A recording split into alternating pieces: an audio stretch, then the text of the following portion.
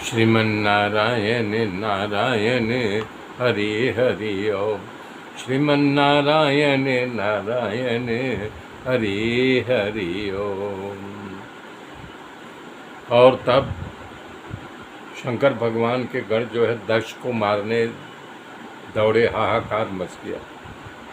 तब ऋषि भृगु ने यज्ञ में आहुति दे करके ऋजु नामक दैत्यों की टोली को प्रकट किया।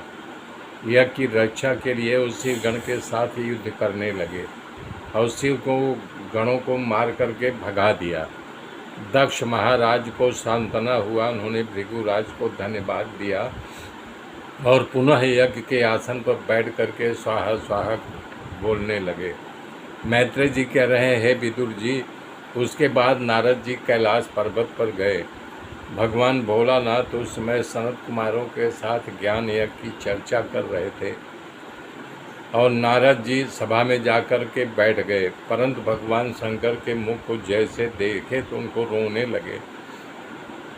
तो भगवान शिव ने समझा कि भक्त हृदय है इसलिए रो रहे हैं, और जाता रोता देख करके तब भगवान शिव ने पूछा, महाराज आप इतना रो क्यों रहे हो? शिव जी ने कहा, क्या हो गया?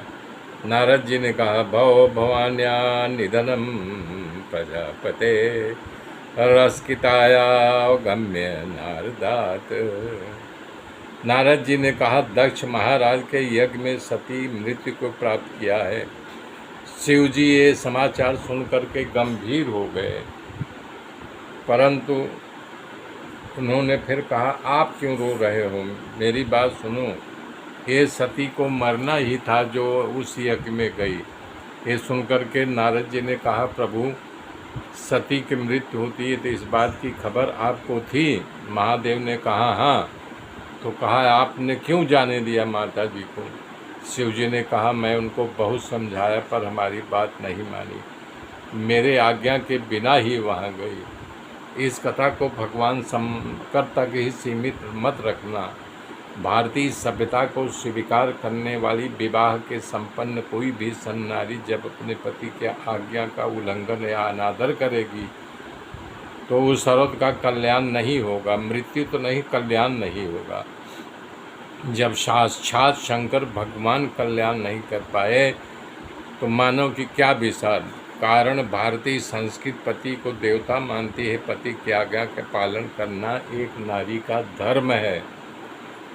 पूज्यपाद श्री तुलसीदास जी मानस में लिखा है, नारी बिना परिश्रम के ही मुक्ति प्राप्त हो सकती है। माताओं के लिए धर्म का पालन करना।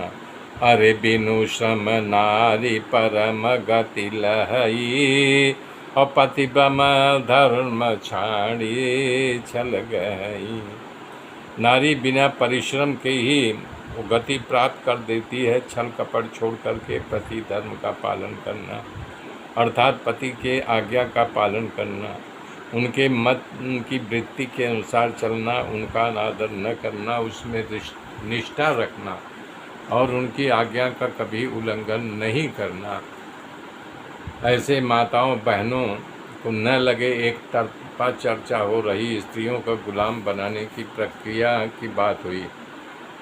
आपने भारतीय सभ्यता कभी भी कोई साथ अन्याय नहीं है, अपनी संस्कृति खुद उदार है। उसका ये भी सिद्धांत है कि पति को देव माने तो पति भी पत्नी को देवी माने। मेरे घर में शक्ति का स्वरूप विराजमान है।